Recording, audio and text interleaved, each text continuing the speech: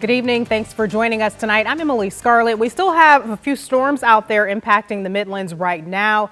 It's also still very warm tonight. Let's check in with meteorologist Kevin Arnone, who's going to give us an update on all the craziness happening outside. Kevin? Yeah, a couple showers out there right now that we're still watching. We're going to be in the mid-90s for the afternoon, but when you factor in the humidity, it's going to be feeling like the low 100s tomorrow afternoon, and it's only going to get worse. Of course, we're going to have that first alert 7-day forecast coming up. Emily, over to you. Lots of heat to celebrate that with. Thanks, Kevin. The Obama Foundation is hosting a community leadership corps right here in our own backyard. The program seeks to empower and train highly motivated young leaders ages 18 to 25 with the goal to create the world they want to live in by addressing issues in the community. Now, this is only happening in 3 cities nationwide. Genesis Narrows has the story. I will make a difference in South Carolina and the United States. It starts with an idea and a desire for change. I really want to create a community here for queer Latinx people like myself. Through the Obama Foundation, about 50 like-minded leaders will come together to paint their own idea of an ideal community. We want everybody to see that they have a role in community change, and we want to just kind of create the space where we can invite them into get down and dirty and doing it. They'll do it through a program called the Community Leadership Corps. These young leaders will take part in workshops and trainings designed to teach them the fundamentals of organizing, creative leadership, and how to build community relationships. There's a lot of people that are helping to kind of reimagine and redefine what civic engagement looks like because they're educators or activists or organizers, but then they're also artists and musicians. Throughout the 6-month program, each participant will identify an issue in their community they'd like to address and form a team to forward the idea. And when you're able to talk with other leaders to hear their passions, it makes you reevaluate your own.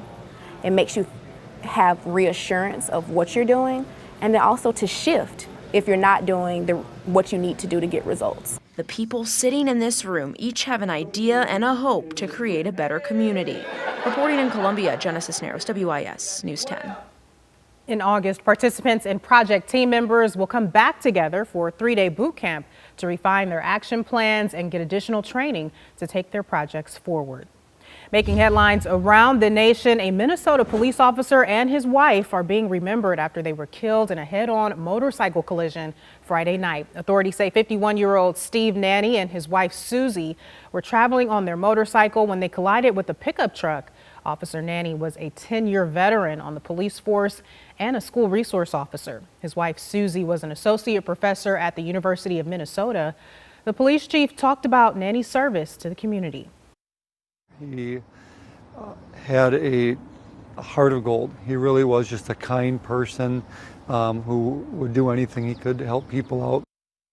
The cause of the crash remains under investigation. The family of a 3-year-old girl in Missouri is thankful for their family dog after the child was found alive in the middle of a cornfield. Family members say Remy Elliott was found about 10 hours after going missing. The girl's 1-year-old Yorkie stayed by her side the entire night until she was found the next morning. Yeah, it was stressful and emotional. We all was out there just walking back and forth from one end to the other and yelling her name. You don't hear well in the corn either. So when somebody's yelling your name, I mean, you hear them, but you don't know where it's coming from. The corn feels like razor blades cutting you, I think, anyway, especially for a child. Well, other than numerous mosquito bites, Remy is doing much better after being checked out at the hospital. A crime alert tonight in Richland County. Deputies are still searching for the person responsible for holding up a Dollar Tree store on North Main Street last night. Deputies say a man entered the store during business hours, waited until closing, and then pulled out a gun and demanded money from one of the workers. We're told that the suspect did get away with cash, but no one was hurt. Call Crime Stoppers at 1-888-CRIME-SC if you have any information about the robbery.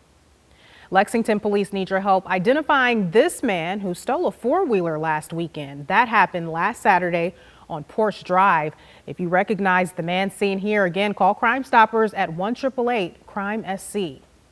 And a heads up for drivers in the town of Lexington. Crews will begin resurfacing work on Main Street in the coming days. It's part of the SC6 one-way pair project. That work will begin tomorrow night at 9, which will mean some traffic detours around the area each night through Tuesday. Main Street will be resurfaced downtown from the 100 block of West Main to the 200 block of East Main Street. Traffic will resume as normal on Main Street throughout the day until that work starts up again each night. A doctor accused of less than satisfactory care, the bad behavior she's accused of, and the incident that was all caught on camera. All right, current temperatures right now are in the 70s to around 80 degrees. Get ready for actual temperatures around 100 degrees. We'll have that first alert 7-day forecast coming. A Georgia grandmother says she is lucky to be alive after she says a rabid bobcat attacked her. She says she fought off the animal by herself, ultimately killing it with her bare hands. Kim Passeth had the story. My first thought was not today. I wasn't dying today. Just moments before wrestling the wildcat last Thursday, Dee Dee Malloy Phillips put a sticker on the back of her new truck. Women who behave rarely make history. So you had just put the sticker on? I just put the sticker on. She walked inside to grab her iPhone to take a picture of the sticker, and with her camera app open, walked out to find this, a bobcat staring at her. The cat is right there. Seconds after snapping this picture, it attacked. As soon as it took the first step, I was in trouble and I knew it. When it got to that pole, it leaped on me. I grabbed him by the shoulders and pushed him back away from me. And I took it down right here. It bit and broke fingers on both of her hands and cut and bruised her all over her body. And from that point on, it was just me trying to fight for my life. With her granddaughter sleeping inside, Dee Dee never screamed. Then I started praying, don't let her come to the door. She managed to get her hands around the animal's throat and never let go. And I strangled it to death. Dee Dee's home is in the middle of soybean fields, so she never expected to see a bobcat. In fact, she says she's never even heard of anyone in the area encountering one. And that's where they dug up the blood. Authorities found out it was rabid and burned the blood left in her front yard. Now Dee Dee must get a painful and expensive series of shots to keep her from contracting the disease. She believes if she hadn't killed the rabid animal, it would have killed her. And if I had ever let it go, it would have been me. So I made sure I never let it go. That is a brave woman. That was Kim Passeth reporting. Well, a California hospital is apologizing after an ER doctor was caught on tape grabbing and mocking a patient. Samuel Bardwell collapsed earlier this week after basketball practice and suffered a debilitating anxiety attack. He says he went to the emergency room of El Camino Hospital and waited 3 hours to see a doctor. Well, when she finally came in, she was accompanied by a security guard. Bardwell said the doctor was dismissive of his symptoms, mocking and even cursing him. His father recorded the incident. No, I'm not saying anything different than what I've said the whole time. Like me. No, you have changed your story every time. Whoa. Yeah, that's how pissed off you've gotten me, okay? I also wanted to get out of there because I didn't know if it was going to escalate to the point where she was going to do something worse than she already did. Bardwell said he still doesn't understand what triggered the doctor to become so abusive. He said he left the hospital without being fully treated to avoid further injury. The hospital has since apologized to Bardwell and says the doctor has been removed from the list of approved contract physicians. Bardwell is looking to file a lawsuit. Looking to stay dry, but those showers do come back to the forecast Thursday, Friday into the weekend. Yeah, but the shower is not really cooling us off at all. No, not at all. At 108, that's some serious heat. Yeah, so you'll definitely want to drink a lot of water, stay out of the heat. Yeah, tell your boss it's okay. Take a break, maybe stay in the shade for a little bit. Yeah, you'll need to. Well, congratulations are in order tonight for the WIS Sunrise crew. Tonight, the team won an Emmy for best coverage on Hurricane Irma preps at the Southeast Emmy Awards in Atlanta. We're so incredibly proud of the Sunrise team and all of our crew members and newscasts that were nominated for awards. We'll be right back after this. Congrats.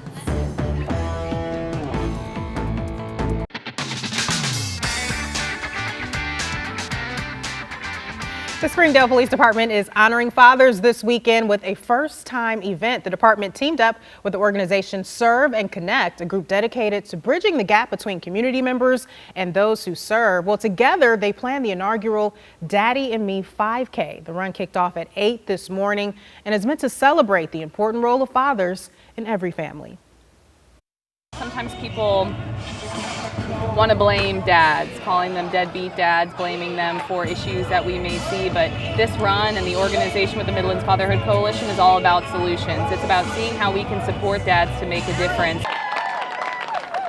Proceeds will be donated to the Midlands Fatherhood Coalition to support dads rebuilding their lives and their families.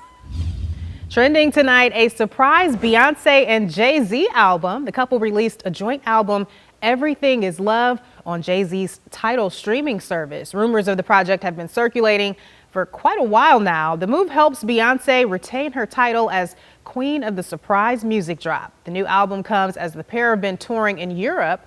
They'll head to North America in July, performing right here in Columbia at Williams-Brice Stadium on August 21st.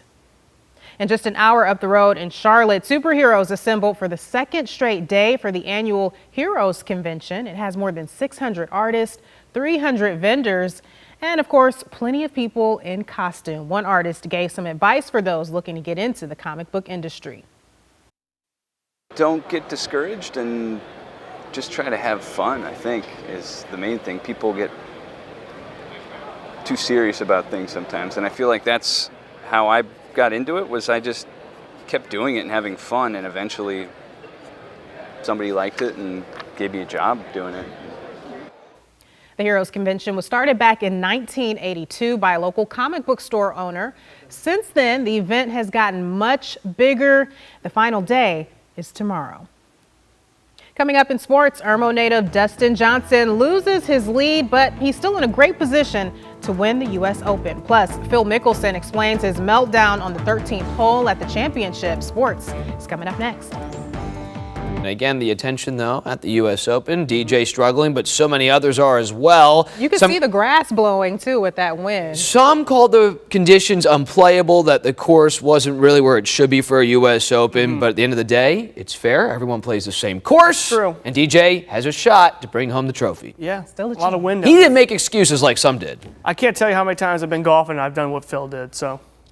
Yeah, but we don't penalize you. They had the win. We've got the heat, right? We got the heat. Monday through Thursday, alert days are up. Heat index values 105 to 108.